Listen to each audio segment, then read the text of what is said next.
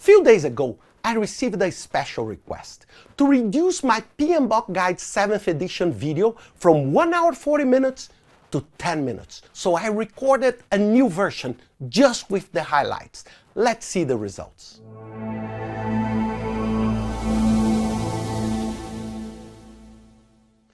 As you may have noticed, the PMBOK Guide 7th edition, it's quite different. And I think that the best way I could explain what is the PMBOK Guide 7th about is the concept of the umbrella. And why the umbrella? Because the PMBOK Guide 7th edition goes on the top. So when you see the set of principles and performance domains, what you can see is that they can fit and work with basically any delivery method.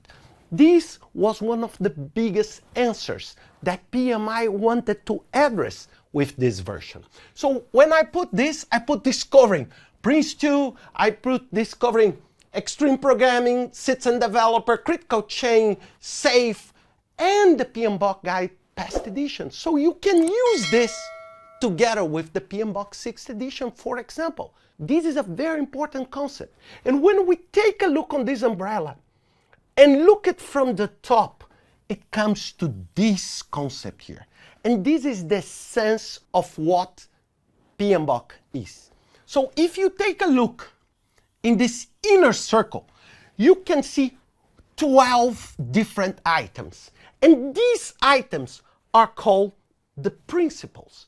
And what is a principle? Principle is something that guides your behavior.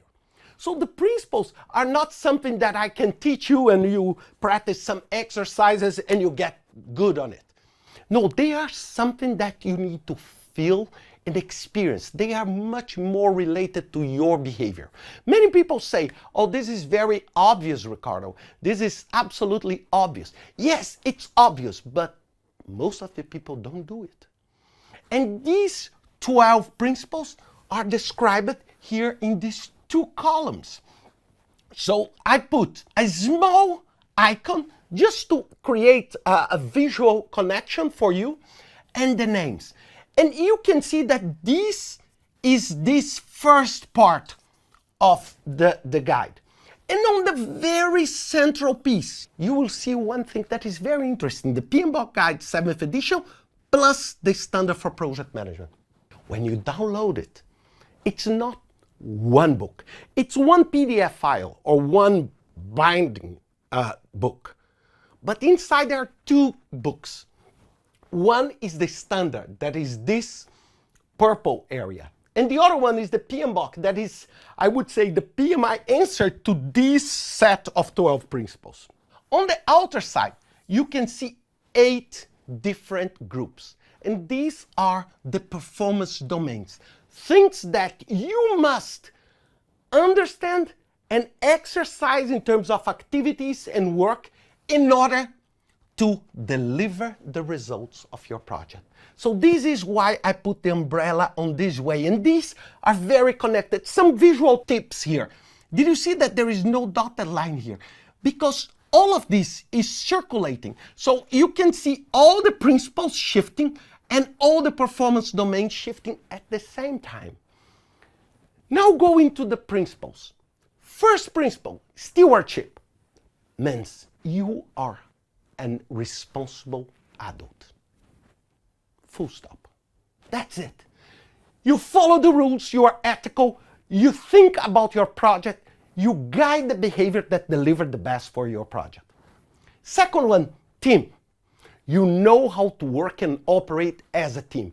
You know how to collaborate and get the best possible result of your team. Third one, stakeholders. You know how to engage the different pieces that connects to your project.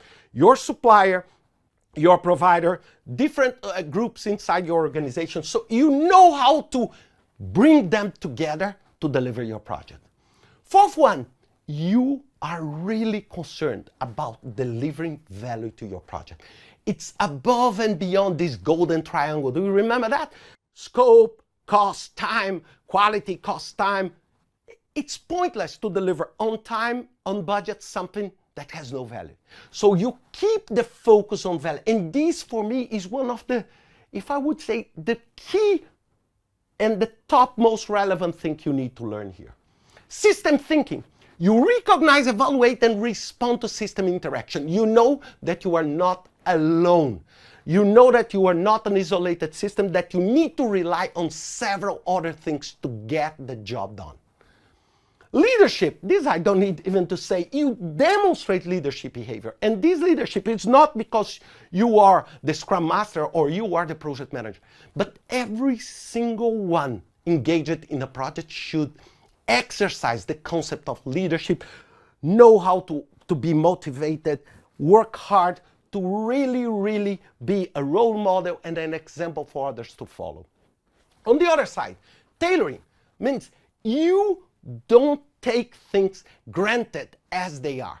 You tailor things based on your needs. So you don't say, oh, I'm using full FEL or full XP. No, you just tailor to what suits better for you. The PMBOK guide has a full chapter on tailoring on it. Quality, you know what is expected by your customer, and you are customer-centric, so you produce deliverables that face and deliver the quality you aim. Complexity, and this is quite easy, complexity, risk, adaptability, and change. These are pretty much talking about the same topic. You know how to navigate complexity. You don't oversimplify things. You know that things are complex. You take the best possible approach, but you know that things can evolve and that you are living in a VUCA environment. This volatility, uncertainty, complexity, and ambiguity. Risk, you optimize risk response. And this is extremely connected to your adaptability and resilience. For me, this is one of the key competences if you want to succeed as a project manager today. It's your ability to adapt.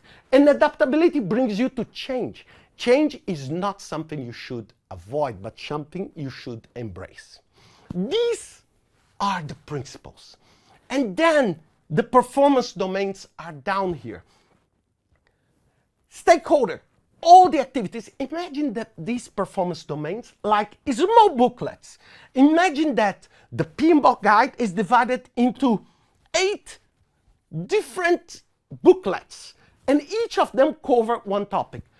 Which kind of activities you do to engage the stakeholders, which kind of activities you should use to deploy and develop a team, including roles and responsibilities and everything else, how you select your development approach. Will you use agile or iterative, or you will use predictive or waterfall? What is the best? Should I use hybrid?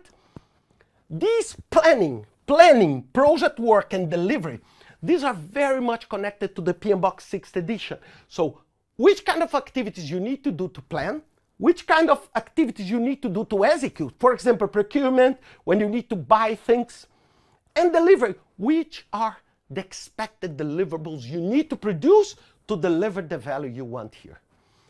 Measurement. Everything must be measured. So you need to measure things and be able to evaluate if you are really reaching your objectives. And uncertainty, address all these aspects of complexity.